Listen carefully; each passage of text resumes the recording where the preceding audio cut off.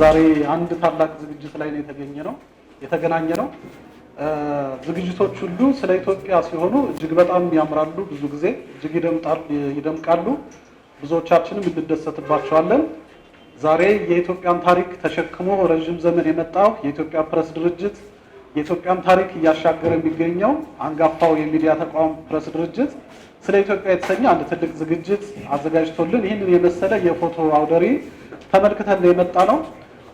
ይህን ታሪክ እንግዲህ አልፈንበታል፣ ግን አብዛኞቻችን ፎቶዎቹን ስናይ እንደ አዲስ ነው ስሜታችንን እንደገና ወደ ኋላ የመለሰውና በእያንዳንዱ ኢቨንቶች ላይ በእያንዳንዱ ሁነቶች ላይ እንደገና ወደ ኋላ ነው የተመለስነውና ይሄ ደግሞ ትልቅ ታሪክ ነው። ለብዙዎቻችን ለትውልዱ ለማስቀመጥ የኢትዮጵያ ፕሬስ ድርጅት ያደረገው ነገር በጣም ትልቅ ነገር ነው። እንግዲህ በዚህ የአውደ ርዕይ የፎቶ አውደ ርዕይ የፓናል ዲስከሽን ላይ ደርሰናል። በዚህ ፓናል ዲስከሽን ላይ ውይይታችን ወደ ኋላ ነው የሚያስቃኘን። ጥቅምት 23 ከቀን ከውለው ጀምሮ እስከዚህ ሰዓት ምን ነበር? ምን ውስጥ ነው ያለፍነው? ሰራዊታችን እንዴት ተከዳ? የዚህ ክደት መንስኤስ ምንድነው? በዛው ጥቅምት 23 ነው እንደ የተጀመረው ይሄ ጉዳይ።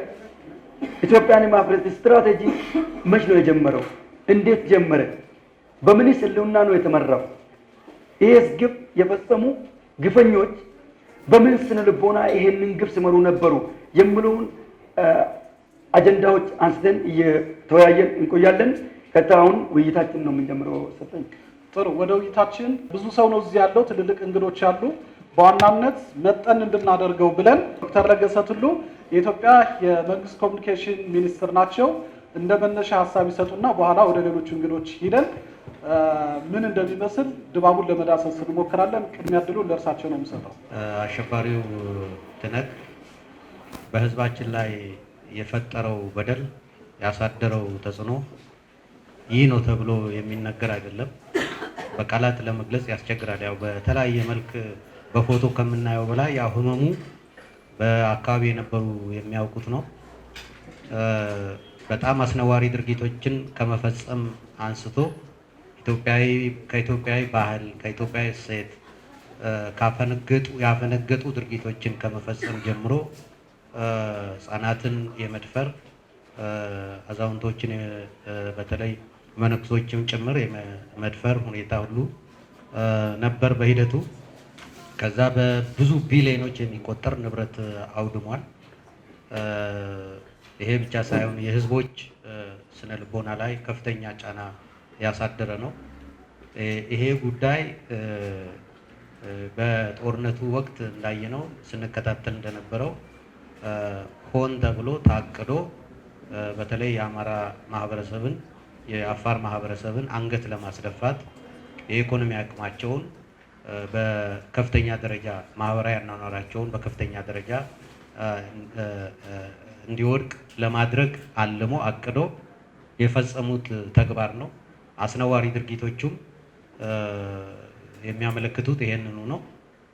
ይሄ ጉዳይ ይሄ ኃይል ኢትዮጵያን ለማፍረስ ገና ከደደቢት በረሃ ጀምሮ ነው ውጥኑ። ያን ጊዜ ለትግራይ ሪፐብሊክ የትግራይ ሪፐብሊክን እንመስርት ወይስ ከኢትዮጵያ ጋር እንቆይ በሚል ክርክር ነበራቸው። በመጀመሪያ ለአንድ ዓመት ለሁለት ዓመት ያህል የቆየው ውይይታቸውና ሁኔታው የሚያሳየው የትግራይ ሪፐብሊክን እንመሰረታለን የሚል ነው የመመስረቻ ሰነዳቸው የሚያሳየው። በኋላ ላይ በሂደት ይሄ ጉዳይ እንደማያዋጣቸው ተገንዝቦ ነገር ግን ነፃ አውጪ የሚለው እንደተጠበቀ ሆኖ ከኢትዮጵያ ጋር እንታገላለን የሚል ነው። ይሄም ቢሆን ግን የተደበቀ ነው እንጂ ዞሮ ዞሮ የኢትዮጵያን ንብረት የኢትዮጵያን ሀብት ዘርፎ በአጠቃላይ በዚህ ላይ የራሳቸውን ብልጽግና የማረጋገጥ እንደሆነ የታወቀ ነው።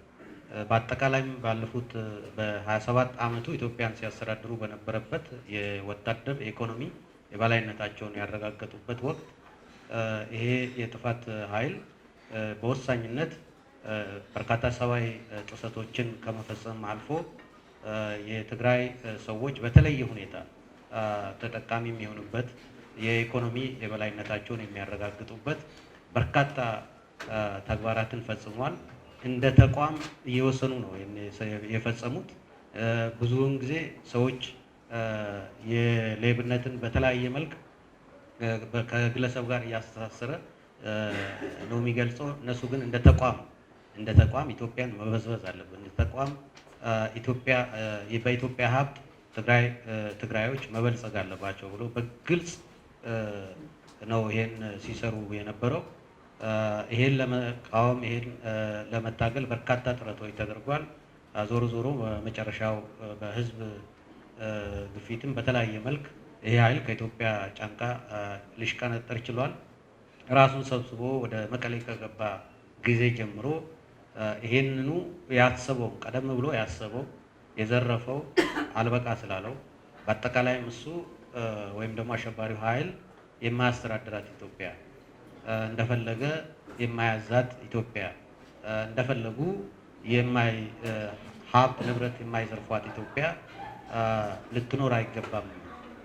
ስለዚህ በእኛ በህይወት እያለን ያውም ደግሞ አሁን ጄኔሬሽን አሁን አለ የሚባለው ጄኔሬሽን እያለ እንድትፈርስ ነው የምንፈልገው ብሎ ያው በግልጽ ነው ያስቀመጡት። ይሄንንም ያው በታሪክነት ኢትዮጵያ ፕሬስ ድርጅት ሰንዶታል እና ጥፋቱ ከመጀመሪያው ከመስረቻ ጊዜያቸው ጀምሮ የነበረ ውጥን እንደነበረ ከዚህ መውሰድ ይቻላል ማለት ነው። ስለዚህ ይሄ ጥፋት በአጠቃላይ ካየነው የኢትዮጵያ ሕዝብ ባህልና እሴትን እንዲሸረሸር የማድረግ ጀግኖች ታጋዮች እነሱ እንደሆኑ፣ ሌላው ግን ተንበርካኪ፣ ሌላው ግን ተገዢ፣ ሌላው ግን ባሪያ አድርጎ ነው የሚመለከቱት። የኢትዮጵያ ታሪክ ማለት የነሱ ታሪክ እንደሆነ ነገር ግን ኢትዮጵያውያኖች የሌሉበት ታሪክ አድርጎ ነው የሚገነዘቡት። እነሱ ሲቆጣጠሩ በነበረባቸውም አካባቢዎች ህብረተሰቡ ላይ በአብዛኛው የአማራ አካባቢ ህብረተሰብ ላይ፣ የአፋር አካባቢ ህብረተሰብ ላይ ይህንኑ ሀሳብ ነበር ሲያራምዱ የነበረው። ኢትዮጵያ ታሪክ ማለት እኮ እኛ ነን። ኢትዮጵያ ጀግንነት እኮ የእኛ ጀግንነት ነው፣ ሌላው እኮ ጀግና አይደለም፣ እኛን ታሪክ እየሰረቀ ነው በሚል የህዝቡን ስነ ልቦና ጭምር የመሸርሸር እሴቱን የመሸርሸር ህዝቡ በራሱ ኩራት እንዳይሰማው ጀግንነት እንዳይሰማው ሲያደርጉ ነው የነበረው። በአንጻሩ ህዝቡ እየታዘበም እየታገለም ይሄን ኃይል ከጀግኖቹ የመከላከያ ኃይልና የክልል የጸጥታ አካላት ጋር አሽቀንጥሮ ከራሱ ላይ ጥሏል። ይሄ ታሪክ በዚህ ውጊያ በዚህ እንቅስቃሴ በተለይም በዘመቻ ህብረ ብሔራዊ አንድነት ያልተሳተፈ የኢትዮጵያ ኃይል የለም፣ ያልተሳተፈ ዜጋ የለም። ከአርሶ አደሩ ጀምሮ በከተማ የሚገኘው የተለያየ የማህበረሰብ ክፍል በተለያየ መልክ በዚህ እንቅስቃሴ ውስጥ ተሳትፎ አድርጓል። ገንዘብ ያለው ገንዘብ በማዋጣት፣ ገንዘብ የሌለው ደም በመስጠት፣ ደም በመስጠትም ብቻ አይደለም ራሱ ህይወቱን መስዋዕት በማድረግ አባቶች፣ እናቶች ልጆቻቸውን መርቆ በመሸኘት ከዛም አልፎ ደግሞ ለመከላከያ ኃይላችን ለክልል የጸጥታ ኃይሎች ደጀን በመሆን ያልተሳተፈ የኢትዮጵያ ኃይል የለም። ስለዚህ በዚህ እንቅስቃሴ ውስጥ ሁሉም የኢትዮጵያ ህብረተሰብ ተሳትፏል። ይሄንኑ ተሳትፏቸውን የኢትዮጵያ ፕሬስ ድርጅት አሁን ባየነው የፎቶ አውደ ርዕይ በታሪክነት ሰንዷል። ለዚህ ታላቅ አክብሮት አለኝ። እኔም የመከላከያ ሰራዊቱ በአጠቃላይ ክልል ጸጥታ ኃይሎች በጋራ ሆኖ ያደረጓቸውን ተጋድሎዎች በጣም ድንቅ ዘመቻዎች እና በወታደራዊ ጥበብ የታጀቡ እንቅስቃሴዎችን ሲያደርግ ነው የነበረው። እነዚህን እንቅስቃሴዎች ሁሉ በሰራዊቱ በሚያደርጋቸው ቦታዎች ሁሉ በመገኘት የኢትዮጵያ ፕሬስ ድርጅት ሌሎችም ሚዲያዎች በአካባቢው በመገኘት ብርዱን ሳይፈሩ ሙቀቱንም ሳይፈሩ በረሃ ለበረሃ ተንከራተው ጋዜጠኞቹም ይህን ስራ መስራታቸው በእጅጉ የሚያኮራ ነው። ከመከላከያ ኃይሉ ከጸጥታ ኃይሎቹ ያልተናነሰ ተግባር ነው የሰሩት። በዚህም በጣም ልትኮሩ ይገባል ማለት ነው። በዚህ ዘመቻ የሚዲያ አውታሩ በሙሉ ያደረገው የተቀናጀ እንቅስቃሴን በጣም የሚያኮራ ነው።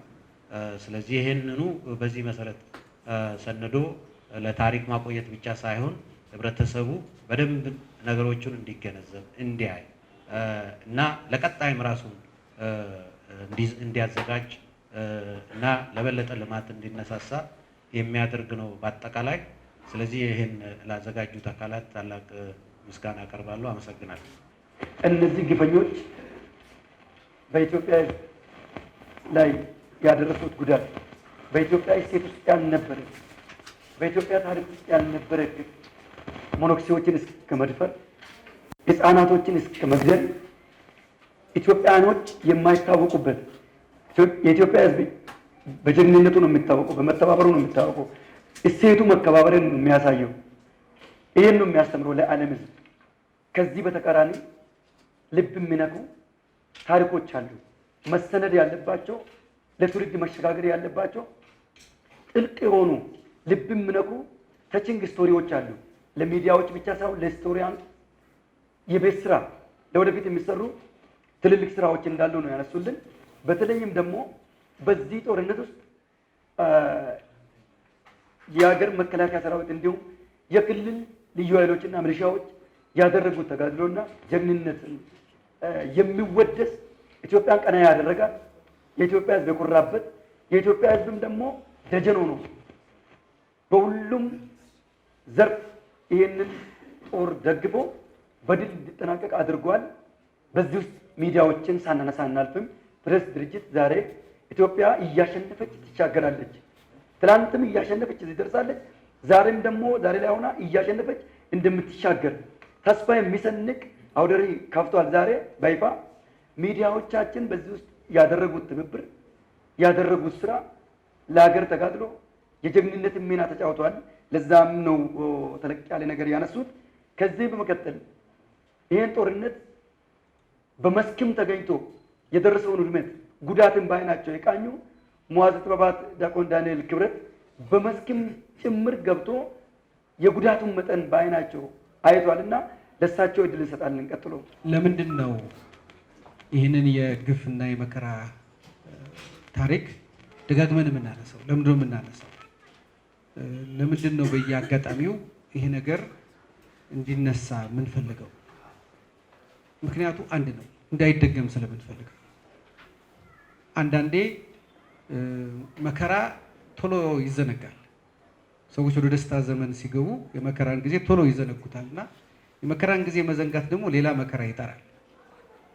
እንዲህ አይነት ድርጅት እንዲህ አይነት ሰዎች አንድን ትልቅ አገር እናፈርሳለን ብለው የሚነሱ ወያኔን አይነት አመራሮች ዳግም ኢትዮጵያ ውስጥ እንዲፈጠሩ እንዳይሆን ማድረግ የምንችለው ውድመቱን ስናስታውሰው። ቅድም ዶክተር ለገሰ እንዳለው ሲጀመር ጀምሮ ይሄ ድርጅት ክፋትን አስቦ አቅዶ ሰነድ አድርጎ አሰልጥኖ የክፉ ሰራዊት አዘጋጅቶ አገር አፈርሳለሁ ብሎ የመጣ ነው። ስለዚህ እስከ ዛሬ ድረስ የዛሬ 20 ዓመት የዛሬ 30 ዓመት ብለን በወቅቱ የነበሩ ሰዎች የተናገሩትን ነበር የምንሰማው። አሁን እኛው ራሳችን በአይናችን ያየነው ነገር አለ፣ በጆሮአችን የሰማነው ነገር አለ። እንግዲህ ሰው የሚመራው ቢያንስ በአራቱ ህጎች ወይ በአንዱ ወይም ከቻለም በአራቱ ወይ በሲቪል ህግ ወይ በባህል ህግ ወይም ደግሞ በሞራል ህግ ወይ በሃይማኖት ህግ። ብርቱ ሰው እነዚህ አራቱን ይመሩታል። ካልሆነ ደግሞ ቢያንስ ሰው ነው ከተባለ ከአራቱ በአንዱ ሊናው ሊመራ ይገባል። ወያኔ በአራቱም የማይመራ ድርጅት ነው። በሲቪልም ህግ አይመራም፣ በሞራልም ህግ አይመራም፣ በባህልም ህግ አይመራም፣ በሃይማኖትም ህግ አይመራም። ቅድም በነበረው ኤግዚቢሽን ወይም አውደ ርዕይ ያየናቸው ፎቶግራፎች በሙሉ ይሄን ነው የሚያሳዩ። በሲቪል ህግ እንደማይመራ ወንጀሎቹ ያሳያሉ።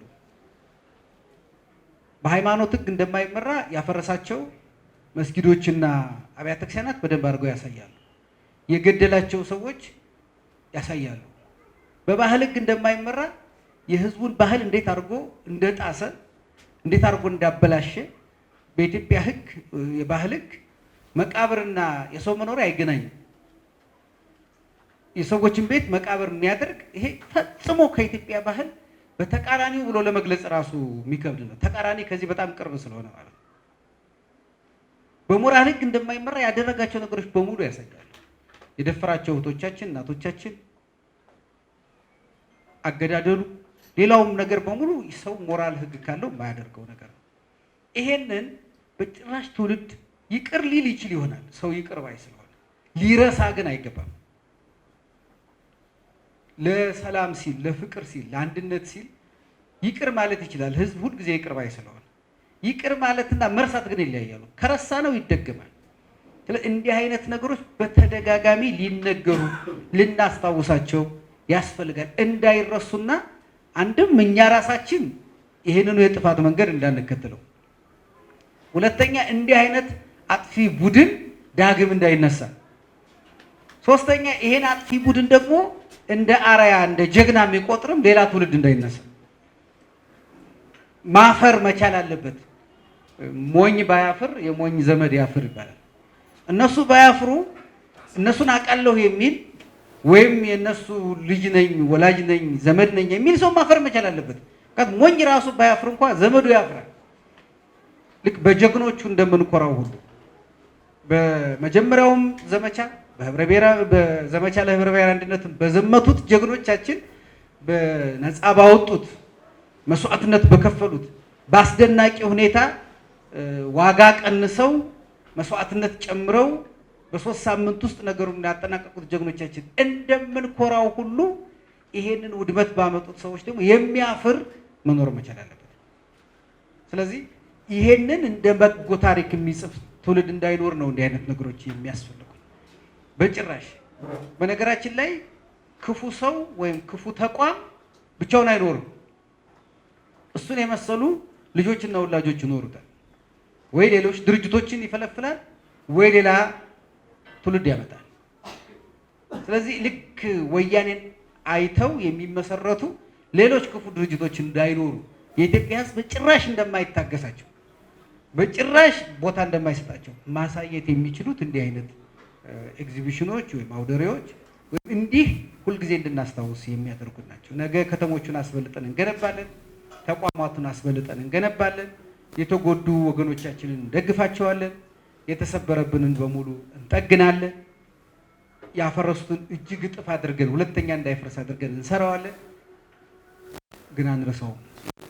የሆነብንን ግን አንረሳውም። አንዱ ኢትዮጵያ የሚደረገው በሙሉ በ120 ኢትዮጵያውያን ላይ እንደተደረገ ነው የሚቆጠረው።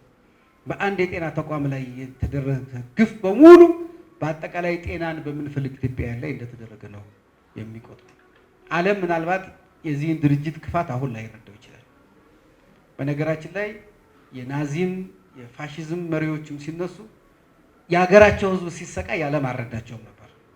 ሌላው ቀርቶ ጎረቤቶች ሀገሮቻቸው እነ ፈረንሳይና እንግሊዝ ጀርመኖችን አልረዷቸውም። ጀርመን ውስጥ የተሰቃዩ ሰዎች ነበሩ ናሺዝምን፣ ፋሺዝምን፣ ናዚዝምን በመቃወማቸው። ጣሊያን ውስጥ የተሰቃዩ ሰዎች አሉ ለፋሺዝም አንበረከክም ብለው። በመጀመሪያ ማንም አልተረዳቸውም ነበር። በኋላ ነው ዓለም የተረዳው። የአፍጋኒስታንና የፓኪስታን ሰዎች በአሸባሪዎች ሲሰቃዩ ማንም በወቅቱ አልተረዳቸው። ይህ ጉዳዩ የእነሱ ጉዳይ አድርጎ ዓለም ይቀልድ ነበር። በኋላ ግን ከቶራ ቦራ ተነስቶ የአሜሪካን ትልልቅ ህንፃዎች ማጋየት እንደሚቻል ሲያቅ ነው ዓለም መጮህ የጀመረው። ዛሬም ምናልባት የወያኔን መከራ እና ወያኔ ያደረሰውን ስቃይ የአካባቢው ህዝብ የተጨነቀውን ያህል ጎረቤቶቻችን ላይገባቸው ይችላል፣ ወይም እኛ ዓለም የምንለው ማህበረሰብ ላይገባው ይችላል። ዛሬ ነው ማይገባው። ግን የአንድ ቦታ ችግር የዓለም ችግር መሆኑን ግን ጥቂት ዓመታት በኋላ ሁሉም ይገነዘባል። ሁሉም ኢትዮጵያ የሁለተኛ ዓለም ጦርነት ጊዜ ጄኔቭ ተገኝታ በቀዳማዊ ኃይለ ሥላሴ ጊዜ ተው ይሄን ነገር ካላስቆም ነው በእኛ የደረሰ በእናንተ ይደርሳል ብለው ሲናገሩ ዓለም ስቆ ነበር። 5 ዓመት አልሞላም ግን ዓለምን ሲያቀጣጥለው እና ኢትዮጵያ የተናገረችው ትክክል መሆኗን ዓለም ለማወቅ 5 ዓመት አልፈጅበትም።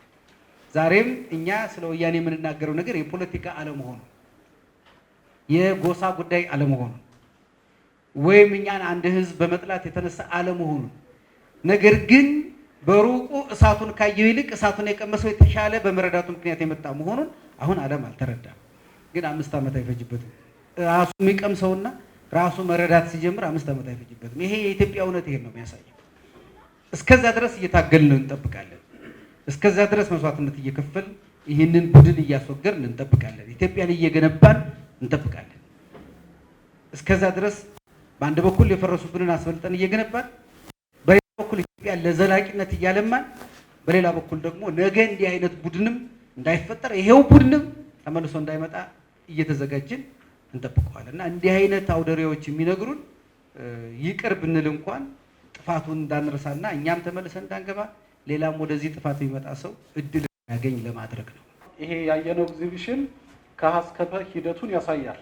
ለምሳሌ መከላከያችን ምን ያክል የትግራይ ህዝብ የልማት አጋር እንደነበረ፣ ምን ያክል ወገናዊነቱን ያሳይ እንደነበረ፣ ህዝባዊነቱን ያሳይ እንደነበረ፣ በሴራቸው ደግሞ እንዴት አንገቱን እንዲደፋ እንዳደረጉት፣ በኋላ ላይ የኢትዮጵያ ህዝብ ተባብሮ ደግሞ አንገት ሊያስደፋ የተነሳውን ኃይል አንገት እንዳስደፋ ያሳየ ነው እስከ መጨረሻው ድረስ። ከዚህ ሂደት ምንድነው ያገኘነው ስኬት? ምንድነው ያገኘነው ድል?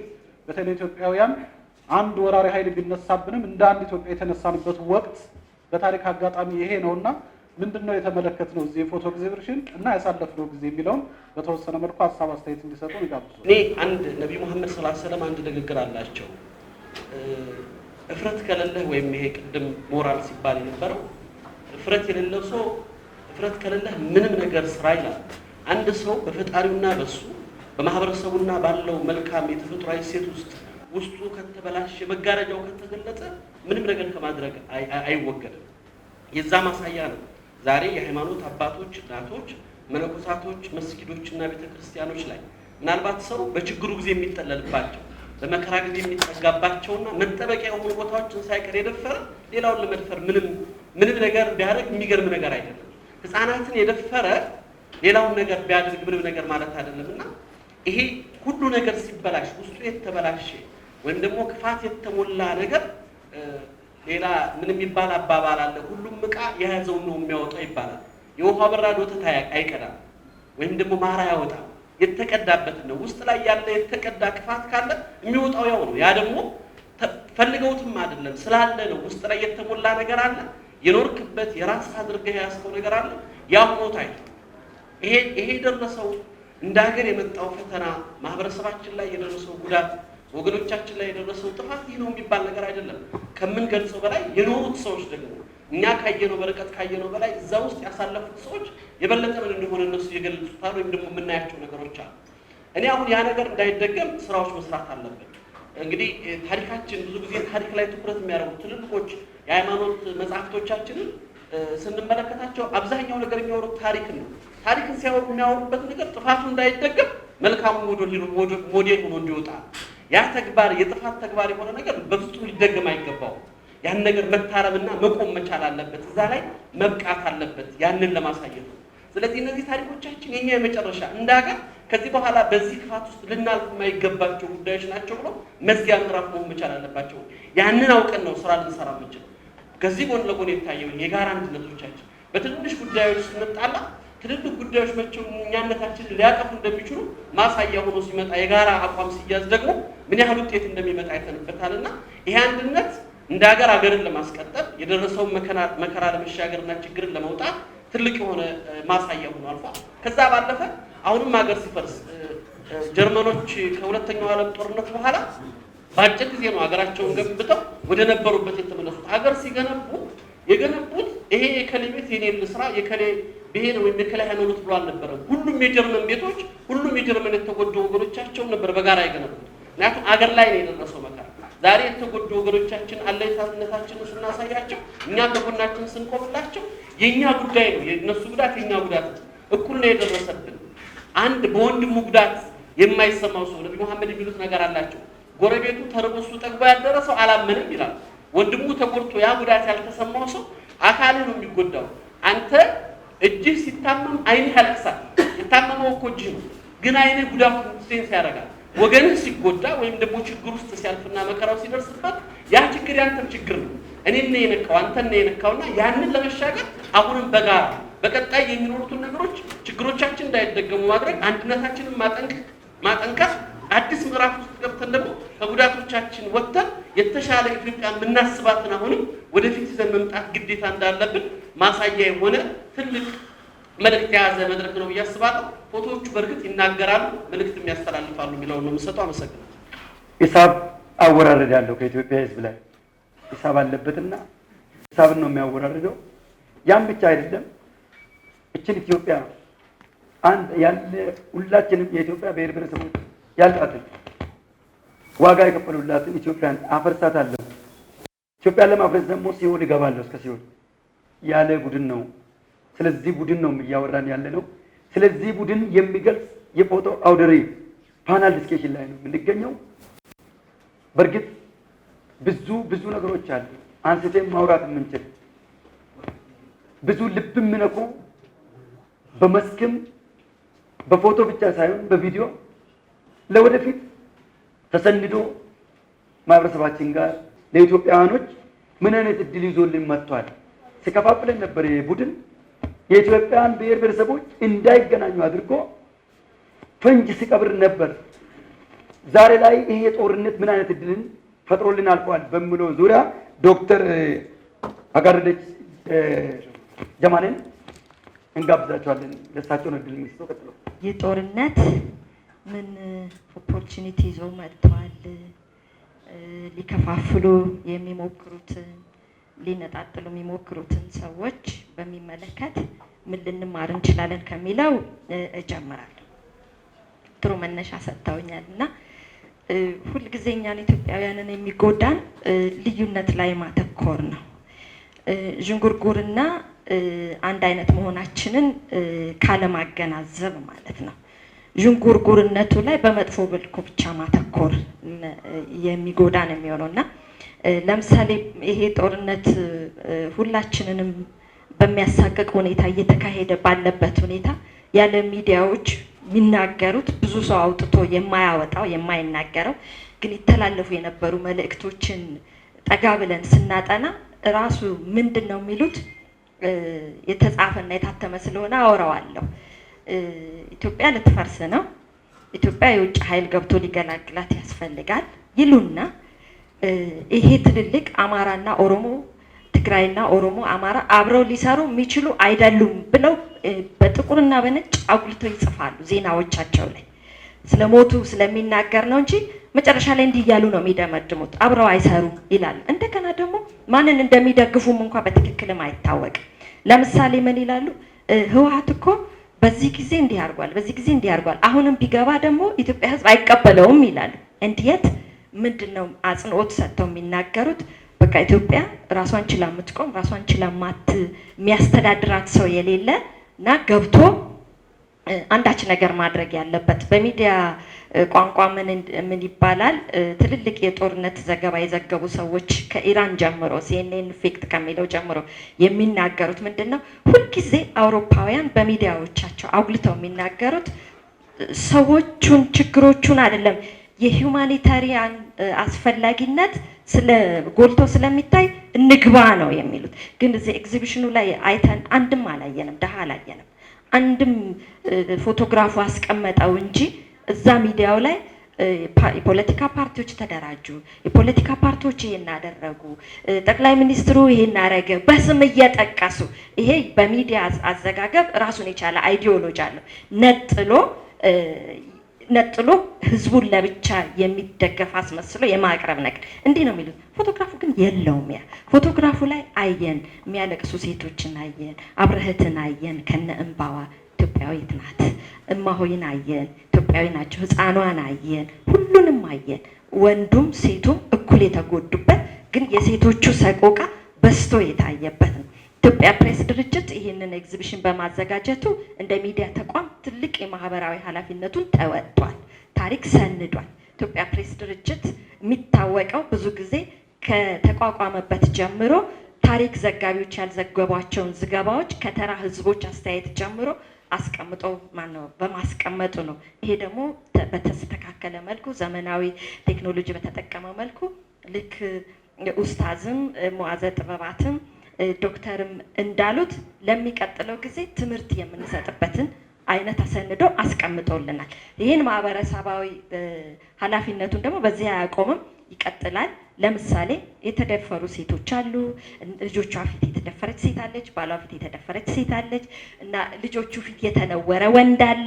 እነዚህ ሰዎች ጦርነቱ ካቆመ በኋላ ለብቻቸው አድሬስ መደረግ መቻል አለባቸው። ህመሞች፣ ቁስሎች በመገናኛ ብዙሃን ምን መደረግ መቻል አለባቸው? ናሬት መደረግ መቻል አለባቸው። አሁን በሰከነ ሁኔታ እኮ ሲታይ ሰው መለስ እያለ እኮ ነው። ሚዲያዎችን እያየን ነው እና አሁን ምንድነው የሁለት የፖለቲካ አካላት ጦርነት ሆኖ ነው የተቀመጠው። ህዝቡ ወደ ኢትዮጵያዊነቱ እየተመለሰ ነው የሚሆነው እና ህጻናት ተጎድተዋል፣ ሴቶች ተጎድተዋል። ይሄንን ደግሞ ጦርነቱ ራሱ ምን ያህል ሴቶችን ደብል ተጠቂ እንደሚያደርግ ቪክቲም እንደሚያደርግ ያየንበት ነው የሚሆነው። ቅድም የአውሮፓውያን መገናኛ ብዙሃንን ሚና አይተናል እና ኢትዮጵያ ሁልጊዜ የማነሳው በ77ቱ በ66ቱ በ87ቱ ጦርነቶች በአውሮፓ ሚዲያ የኢትዮጵያ ህዝብ ችጋራም፣ የኢትዮጵያ ህዝብ ረሀብተኛ፣ የኢትዮጵያ ህዝብ ምንም የማያልፍለት አይነት አድርገው ይስሉት ነበር። ያንን ኢንፎርሜሽን ለዓለም ህዝብ ከጻፉት ውስጥ አንዱ ታዋቂ ጋዜጠኛ ጆናታን ዲምቤልቢ ምን ብለው ጽፈዋል? በ2002 ላይ ዘጋርዲያን ርዕሷን ይዣታለሁ እና ምንድን ነው የሚሉት?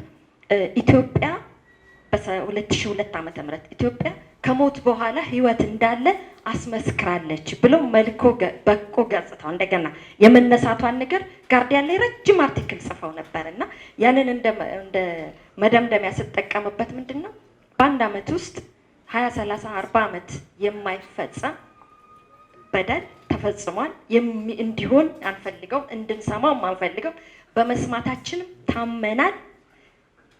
አሁንም ከዚህ ጦርነት በኋላ ኢትዮጵያውያን መልሰን ማለት ነው ሰላም እንዳለ፣ ህይወት እንዳለ፣ መተባበር እንዳለ ሁላችን ኢትዮጵያውያን እንደሆነ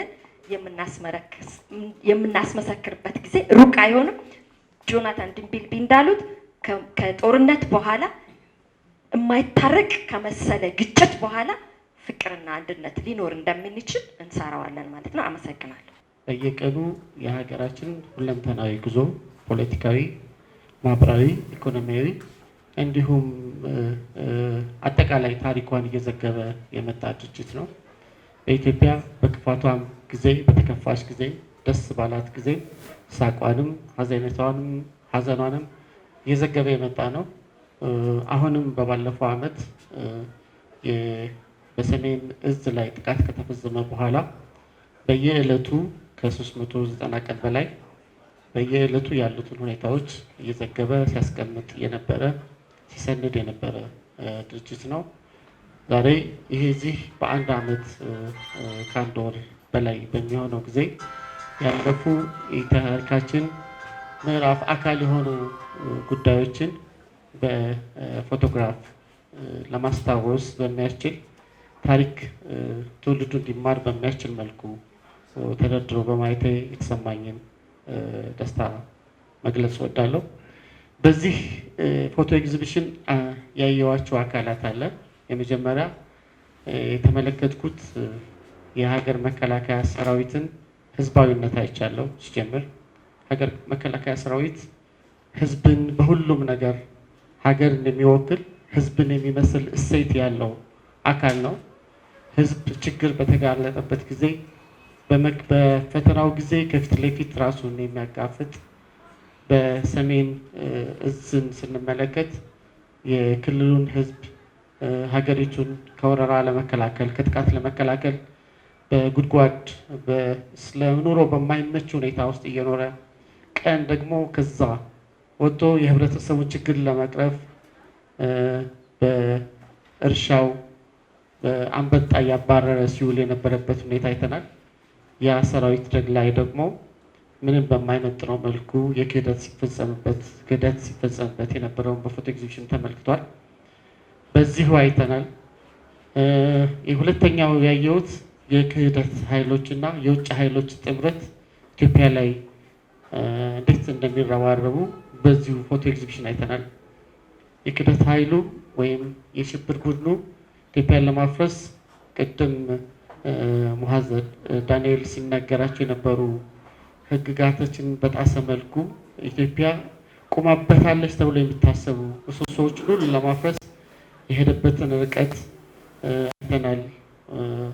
የሃይማኖት ተቋማት ላይ ባህላዊ እሴቶችን፣ ሞራልን እንደዚሁ ደግሞ መሰረተ ልማቶችና ቁሶችን ለማፍረስ የተሄደበትን ርቀት በጣም አይተናል።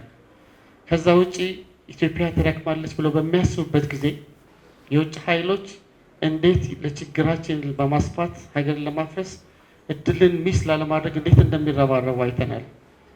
ባለፈው ዓመት ውስጥ ያየነው የኢትዮጵያ ታሪካዊ ጠላቶች ሀገር ውስጥ ካሉ ባንዳዎቻቸው ጋር በመጣመር እድሉን በመጠቀም ኢትዮጵያን ለመበታተን፣ ለማፍረስ በኢኮኖሚ፣ በፖለቲካ፣ በፕሮፓጋንዳ እንዲሁም በሚዲያ በተለይ ፕሮፓጋንዳ መሳሪያ በሚዲያ እና በዲፕሎማሲ ያደረጉትን ሁለንተናዊ ርብርብ አይተናል።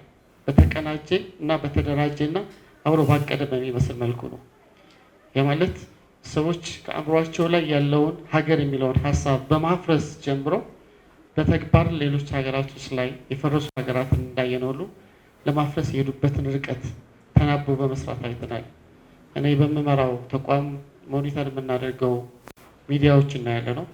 በዓለም አቀፍ ደረጃ የተለያዩ ሀገራት ሚዲያዎች በቀናቶች ውስጥ ከመሬት ላይ ካለው ሁኔታ በተቃራኒ ሁኔታ የህብረተሰብን ሰላም በማወክ ኢትዮጵያ በባለፉት 3 ዓመታት የህብረተሰብን ችግር ለመፍታት ወደ ብልጽግና ለመግባት ለሁለንተናዊ ችግራችን መነሻ የሆነው ድህነትን ለመቅረፍ ሀገር በቀል በሆኑ የኢኮኖሚ ስትራቴጂዎችን በማምጣት ህብረተሰብን በማስተባበር ከወንድሞቻችን ከአፍሪካ ወንድሞቻችን ጋር በመተባበር የሀገራችን አልፎም የአህጉራችን ብልጽግና ለማምጣት እየሄድን ያለነው ጉዞ እና በአጭር ጊዜ ውስጥ በሀሳብ ደረጃ እየታዩ ያሉ በተግባር እየታዩ ያሉ ጭላንጭሎች ሌሎችን ከጥገኝነት ሀገራት በጥገኝነት እንዲኖሩ የሚፈልጉ ሀገራትን የሚያስደስቱ ነው አልተገኘም። ስለዚህ አንድ ወንድም ያለኝ ፍሬ የሌለው ዛፍ ድንጋይ አይወረወርበትም እንደሚባለው ሁሉ ኢትዮጵያ ማፍራት ተስፋ ለእኛ ያልታየን የተስፋ ቋጠሮዎች ለእኛ ያልታየን የረዥም ሊያስኬዱ የሚችሉ የእድገት እቅዶች እና ጉዞዎች መጀመራችን ሌሎች እንዲጠምዱን ድክመታችንን የሚፈልጉ አካላት እንዲረባረቡብን ያደረጉ መሆኑን አይተናል።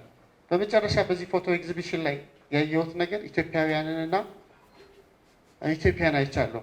ኢትዮጵያ በፈተና ጊዜ ያላትን የመቋቋም አቅም አይቻለሁ።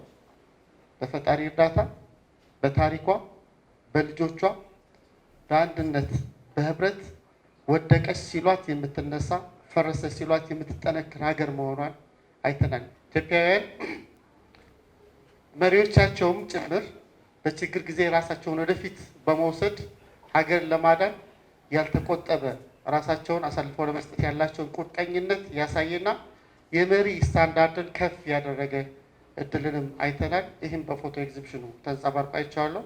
በአጠቃላይ እንዲህ አይነት መድረኮች ግን በአዲስ አበባ ላይ የሚቀሩ ሳይሆን ተንቀሳቃሽ የፎቶ ኤግዚቢሽኖች እየሆኑ በተለያዩ የሀገራችን ክፍሎች እየሄዱ የሚታዩበት ታሪክን የምናስታውስበት መሆን ይገባዋል እላለሁ። አመሰግናለሁ።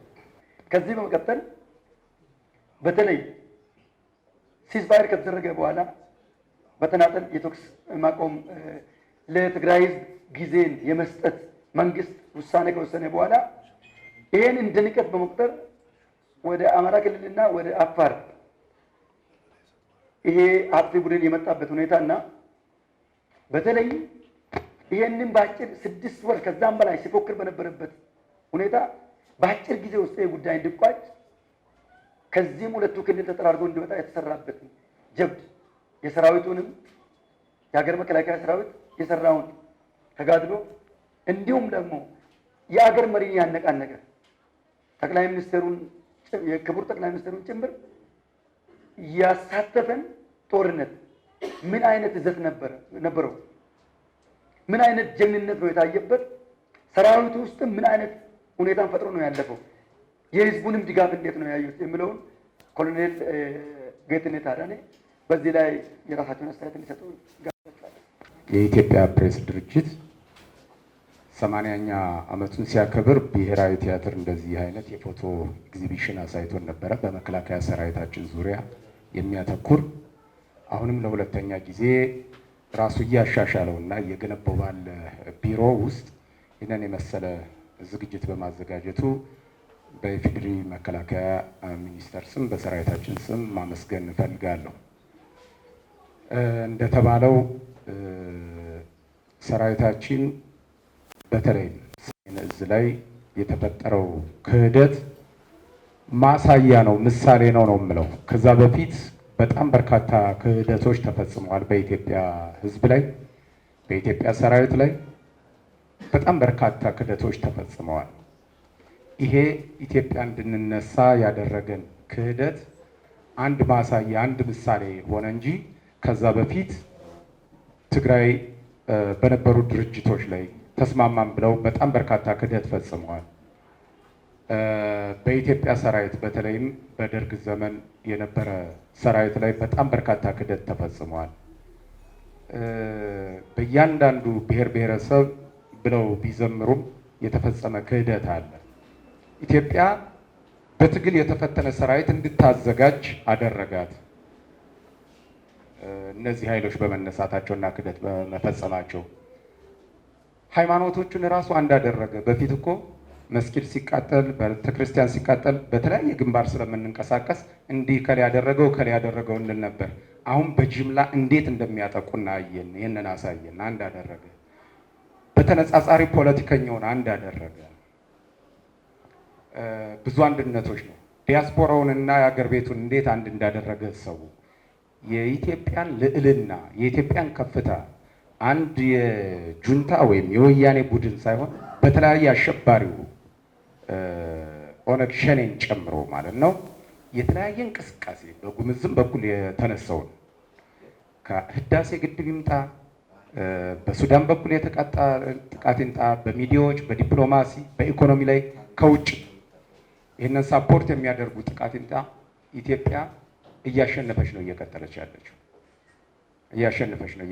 ያለችው። ስለዚህ ይህንን እድል ነው ያመጣ። የሀገራችን ልክ ታላቅነት በሚገባ እንድናይም ነው ያደረገን።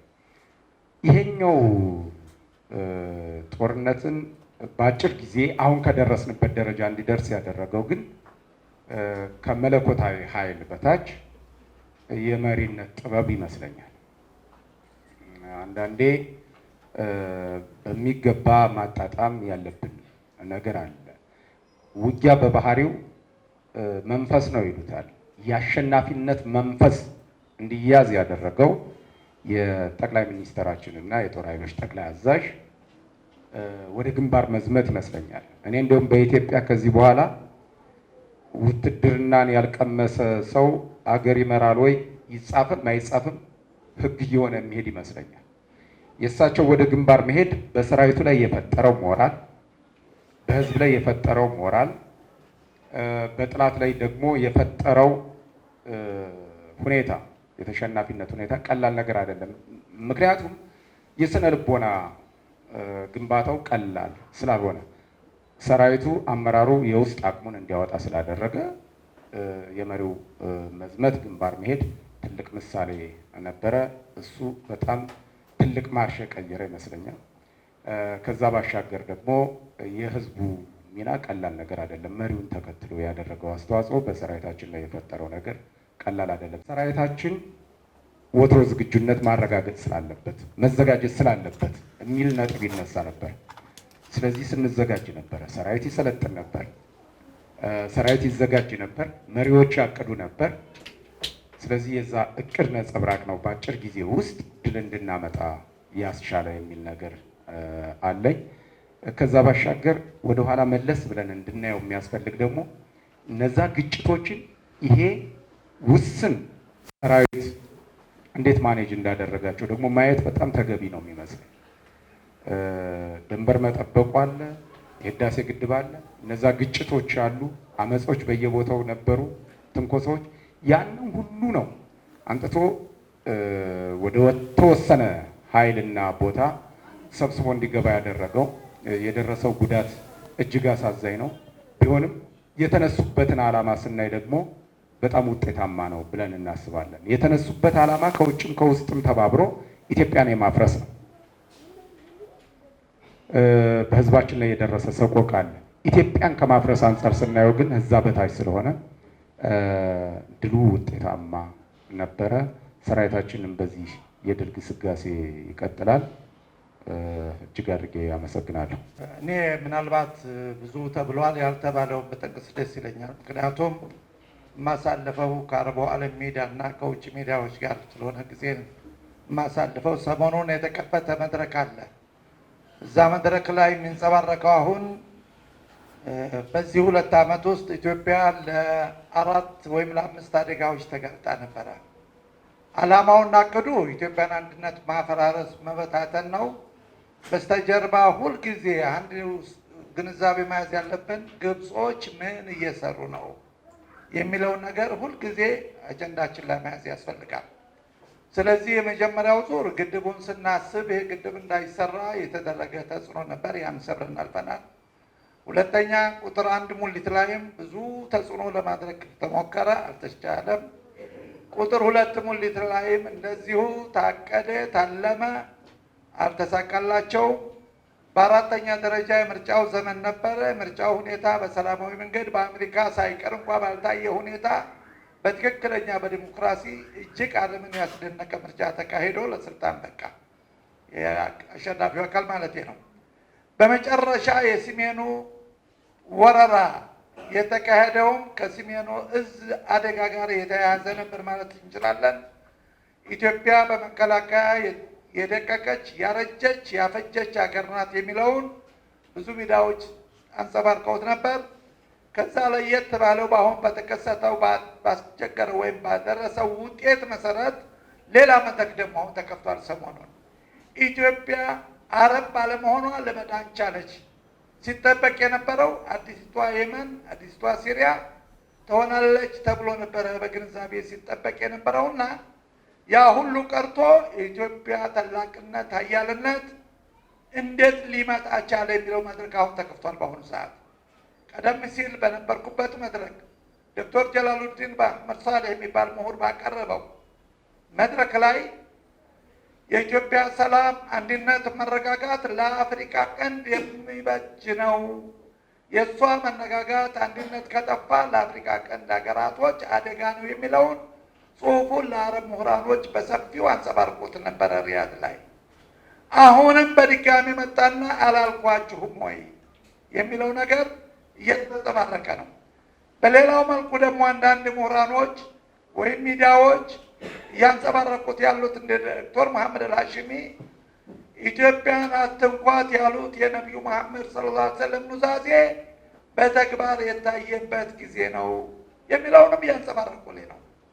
አሁን ወደዚህ ቤት ስመለስ ኤግዚቢሽኑ በጣም ቆንጆ ነው። ምናልባት ገጽታው ያንጸባረቀው ካሜራችሁ በደረሱበት አካባቢ የሄዱበትን ያንጸባረቁ ወይም የቀረጹትን ብቻ ነው። ሌላው ወደ ገጠሩ በሰሜን ወሎ ነው ሰሞኑን እስከ ወልዲያ ሄጄ ነበር። እዛው አካባቢ ተወላጅ ከመሆኔ አንጻር በገጠሪቷ ኢትዮጵያ በሰሜን ወሎ 1560 የሳር ቤቶች እንዳልነበሩ ሆነዋል፣ ወድመዋል፣ ተቃጥለዋል፣ የሉም። ነዋሪዎቹ ተሰደው በየጫካ ውስጥ ነው ያሉት። እነሱንም በሁለተኛ ዙር ሂዳችሁ ቀርጻችሁ አምጣችሁ ለንባብ ወይም ለእይታ እንደምታበቁት አደራዬ ተቋነ ነው ማለት እችላለሁ። እንግዲህ በዚህ መልኩ አንዳንዶች ጥናት አቅራቢ ደግሞ የሚሉት አሁን በሰሞኑ ባገኘሁት መድረክ ላይ ኢትዮጵያ ማለት ማንም ያላወቃት ያልተረዳ የ27 ዓመት ውዝፍ መሪዎች በነበሩበት ሰዓት ያልተሟላ የተሳሳተ ኢንፎርሜሽን ለዓለም መመገቡት መሰረት የምዕራቡ ዓለም ሚዲያዎች ሳይቀር ለስህተት የተጋለጡበት ጊዜ ነበረ እያሉ ያንጸባርቁልኛል።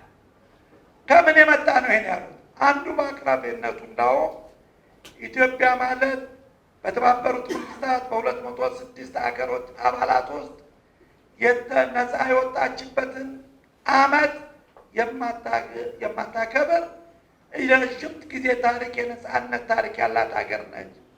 ኢትዮጵያ ማለት በስተጀርባዋ 1.3 ቢሊዮን አፍሪካውያን ድጋፍ የሚሰጧት ሀገር ነች። ኢትዮጵያ ማለት 2 ቢሊዮን ሙስሊም በዓለም ባለ ዕዳዎች ያሉባት ሀገር ነች። ይህን ግንዛቤ ሳታዩና ግምት ሳታስገቡ በኢትዮጵያ ላይ ተንኮል መስራት አይበጅም፣ ተጠንቀቁ የሚለው ደግሞ የሚያንጸባርቁ ሚዲያዎች አሉ። እኔ አሁን እኛ ጋር አሁን የሚጠበቀው ትግሉ አሁን የመጀመሪያው ምዕራፍ አልፏል። ቀጣዩ ግድቡ ጋር በተያያዘ ከእነኝህ ሰዎች ጋር በሰላም መኖርም ከግብጾች ጋር ማለት ነው። አሁንም ተንኮላቸው ይቀጥላል። ለዛ ዲፕሎማሲዎቻችንና መከላከያችን ተጠናክሮ ይቺ ሀገር ከሞላ ጎደል የኢትዮጵያውያን መሆኗ ተረጋግጧል። የውጭ ዲያስፖራው ሲመራ የነበረ ወደ ሀገሩ ተመልሶ እንደ አዲስ ኢትዮጵያ በእያንዳንዱ ልብ የወጣ የገባችበት ጊዜ ላይ ደርሰናል። ይሄን የማዳበር የመስራት ሁኔታ ሚዲያውም ትልቅ ኃላፊነት አለበት። አንዳንድ ከየመንም ከሲሪያም በአጋጣሚ እዚች ሀገር ውስጥ ከ10 ሺህ በላይ ሲሪያውያን ስደተኞች አሉ። የመኖችን በዛው ልክ በየመስጊዱ ሳገኛቸው ምንድን ነበር የሚሉ ጸሎታችንን እያካሄድ ነው። ከኢትዮጵያ መፈራረስ በኋላ የት ነው የምንሄደው? የት ነው የምንጠለለው? እንደው ለእኛ ሲል ፈጣሪ ይህችን ሀገር ሰላሟን ይጠብቅላት እያሉ ሲጸልዩ አጋጥመውኛል። አንዷ ከለንደን ደውላ ምን አለ ይህ መሪያችሁን ለ8 ቀን ያህል እንኳ ብታበድሩን የመንን ሰላም ቢያመጣልን ነው። ከሱዳን ምሁራኖች ደውለው ምን አለ የጀመራችሁትን አጀንዳ አሁኑ ጊዜ ሚሊተሪውና ሲቪሉ እየተጣላ ሀገሪቷን እየጎዳ ስለሆነ ሽምግልናችሁ ባካችሁ ይቀጥል የሚለው ጥያቄ እየመጣ ነው። ለዚህ ታላቅ ቦታ ያላት አገርና መሪ አሁንም ይህን ማዳበር ያስፈልጋል። ዲፕሎማሲዎቻችን ምን አይነት አጀንዳ መንቀሳቀስ አለባቸው? ሚዲያ ውስጥ ምን አይነት አቅጣጫ መያዝ ይገባዋል? ይቺ ሀገር ወደንም ጠላም የሙስሊሙም የክርስቲያኑም ሀገር ነች። ሁሉም በአንድነት ተዘጋጅቶ ለመከላከል ሀገሩን ለመጠበቅ አንድነቷን ለመጠበቅ ይሄ ያነ ኢትዮጵያዊነት ከእያንዳንዱ ልብ ወጥቶ የነበረው ተመልሷል። ለባንዲራችን የነበረው ፍቅርን ያስታውሳለሁ። ከ35 ዓመት በፊት ወደ አሰይታ ተጉዤ ሱልጣን አሊ ሚራሃን ኢንተርቪው አድርጌ በነበረኝ መጽሔት አፍሪካ ቀን የባንዲራን ጉዳይ አንስቼላቸው ባንዲራችን እንኳን እኛና ግመላችን ታውቀዋለች ሲሉ ነበር መልስ የሰጡኝ። መጽሔቱም አለኝ። በሌላ መልኩ ግን የዚች ሀገር መሪ የነበረው ባንዲራ ማለት ጨርቅ ነው ሲል ነበር ሲያፌዝ የነበረው። በዛም ተከስሼ 2 ቀን አድሬያለሁ እስር ቤት። እኒያው የባንዲራችን ክብር ታወቀ፣ የኢትዮጵያ ማንነትና ክብር ታውቋል። ከአሁኑ ጊዜ የምንሸነፍበት መድረክ ይኖራል የሚል ግምት የለኝም።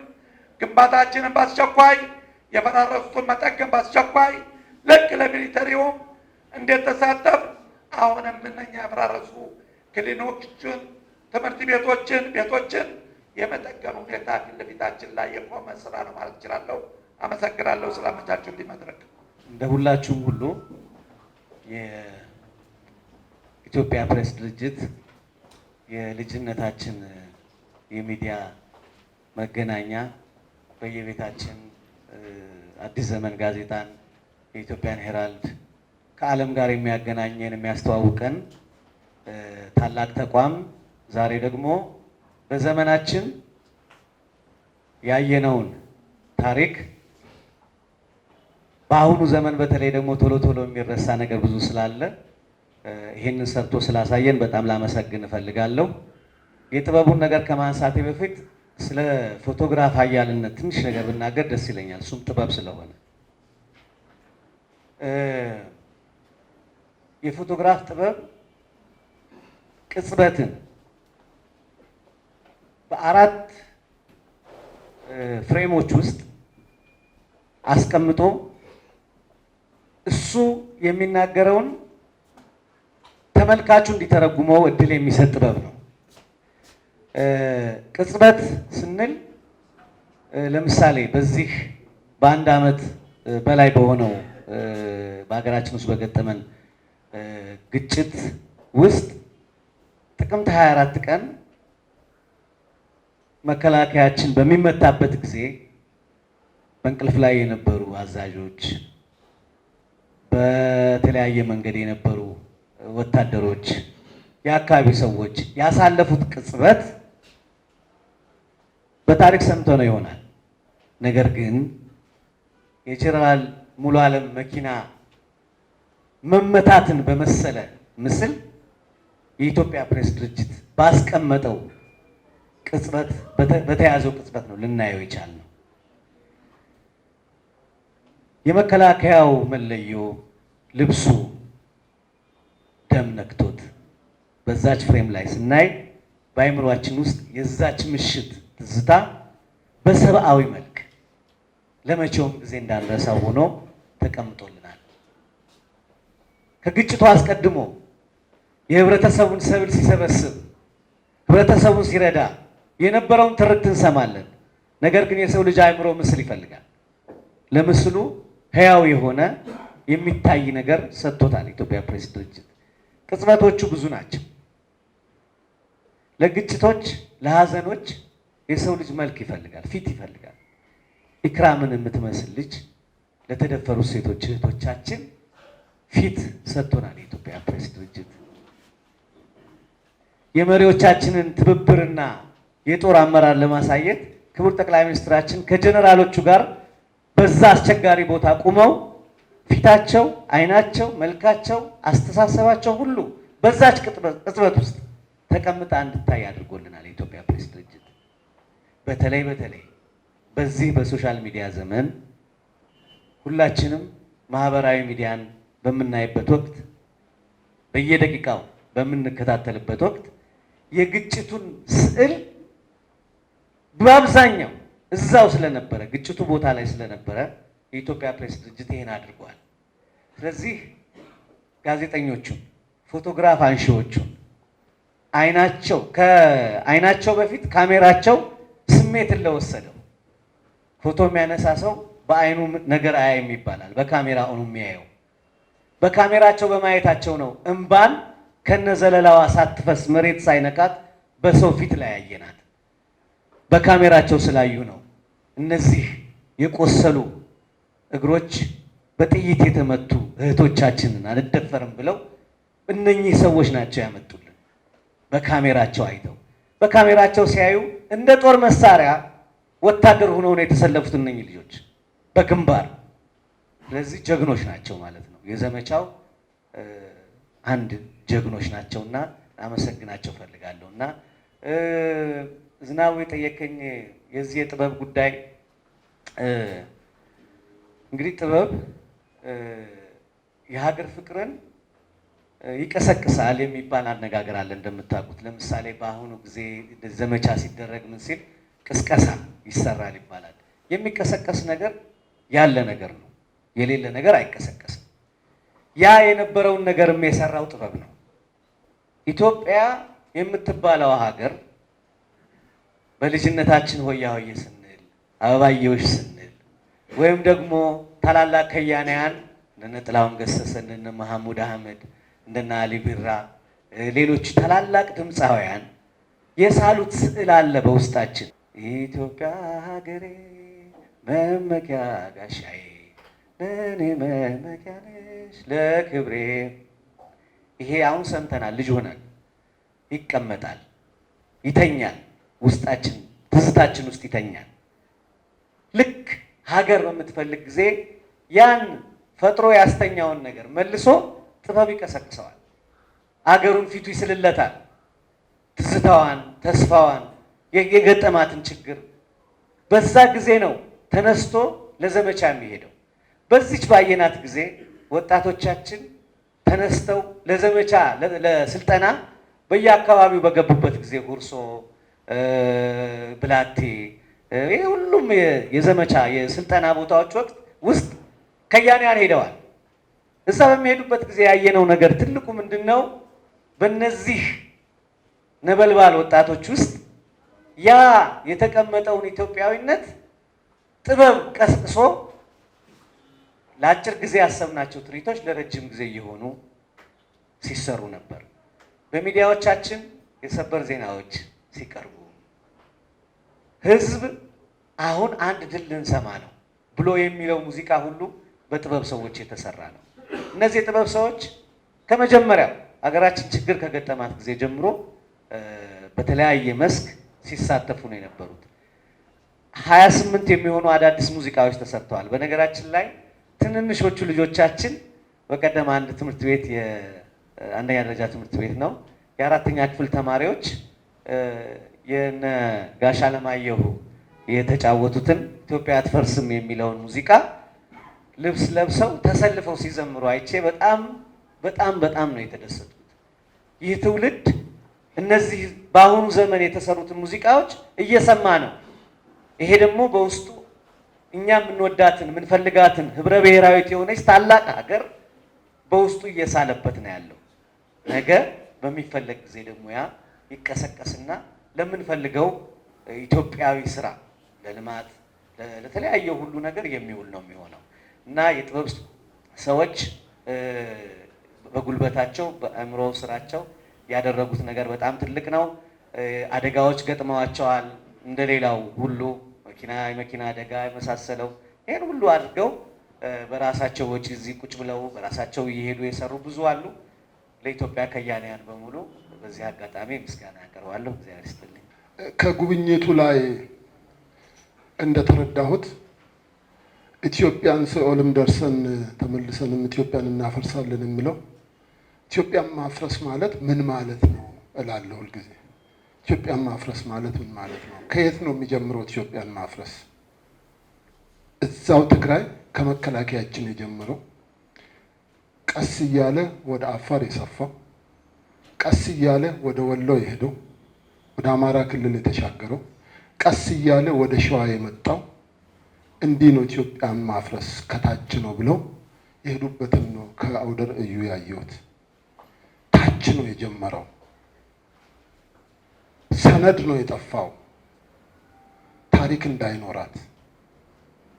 ቀስ እያለ እየሄደ ቤቱም ፈረሰ፣ ዛፍም ተወጋ፣ ሰውም ተወጋ፣ ከብቱም ተወጋ፣ ንብረቱም ወደመ።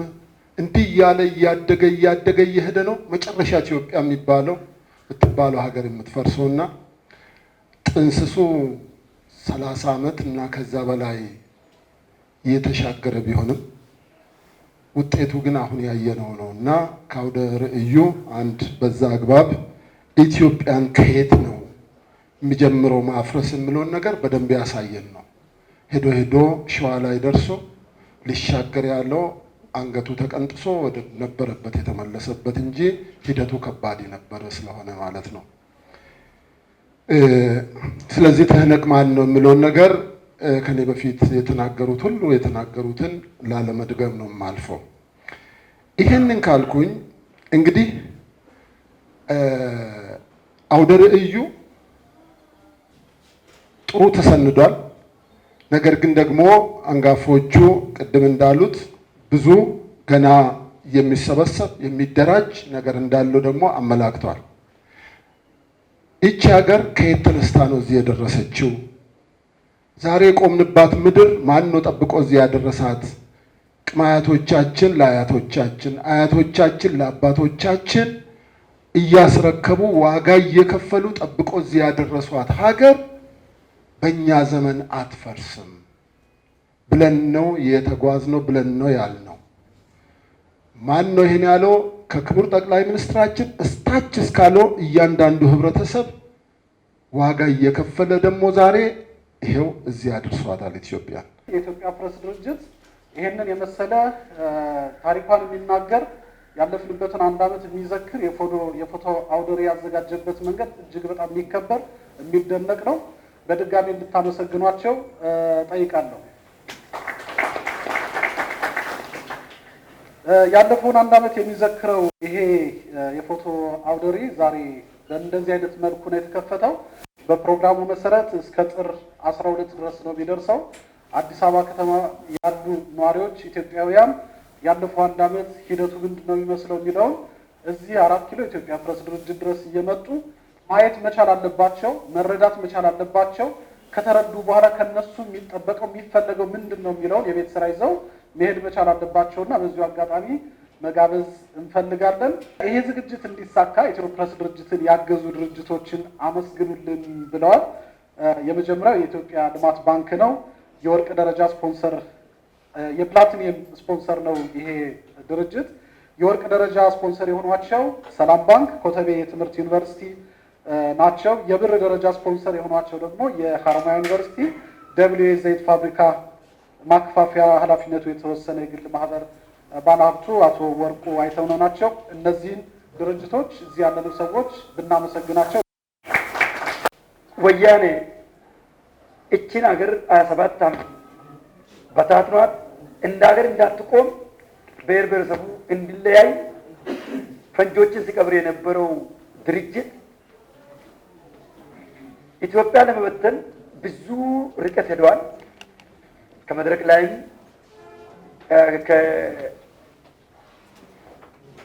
ከሁሉም አቅጣጫ ሲነሳ ነበር። አንዱ ወያኔ የሰራው ትልቁ ስራ የኦሮሞና የአማራውን ህዝብ የማባላት የማለያየትና ሁለቱ ህዝብ እንዳይገናኝ ማድረግ ስራ ተክቶ ሰርቶበታል። ወያኔን የቀበረ ግን ሁለቱ ብሔር ብሔረሰብ ኦሮ አማራ በማለት አስቀንጥሮ ከዚህ ሰንተር እንዲወረወር አድርጎታል። ዛሬም ላይ የኢትዮጵያን ብሔር ብሔረሰቦች እና ህዝቦችን ከጎኑ በማሰለፍ የሁለቱ ህዝብ አብሮ እየተጋ ነው ያለው። ዛሬም ሁለቱ ህዝብ እንዳይገናኝ በጣም ስራ እየተሰራበት እንደሆነ እናውቃለን። ሚዲያ ሀገርን የማፍረስም አቅም አለው፣ ሀገር የመገንባትም አቅም አለው። ዛሬ ላይ ከሁለቱም ሚዲያ ትልቅ ነገር ይጠበቃል። የጀማመርነው ስራዎች አሉ። ቆራጥነትን ይጠይቃል። ማስታረቅ፣ ማቀራረብ፣ የአብሮነትን ድልድይ መገንባት፣ ብዙ ኤክስትራ ማይል ሄደን ህዝባችንን ማገናኘት ኃላፊነት አለብን። ያለበለዚያ የታሪክ ተወቃሾች ሆነን ነው የምንቀረው። በታሪክ እየተወቀስ ለልጅ ልጆቻችን ውርደት ነው አሻግረን የምናልፈው። እዚህ ጋር ማብቃት አለበት። መድፈር አለብን። አሚኮ መድፈር አለበት። ይሄንን ኦቢኤን መድፈር አለበት። ሰብሮ መግባትና ድልድይ ሆነን ህዝባችንን ማገናኘት አለብን። ይሄ ፕሮግራም እንዲህ አብረን ቁጭ ብለን ስንመራ የሚተቹ ሰዎች አሉ። ተቺው ይተች፣ ውሻ ይጮሃል፣ ግመል ጉዞውን ይቀጥላል ነው የሚባለው። እኛ ጉዞዋችንን እንቀጥል። ኢትዮጵያ እያሸነፈች ወደፊት ትገሰግሳለች። ኢትዮጵያን ለማሻገር አብረን እንትጋ። ምሁራኖች አግዙን። ህዝባችን ከጎናችን ይሁን።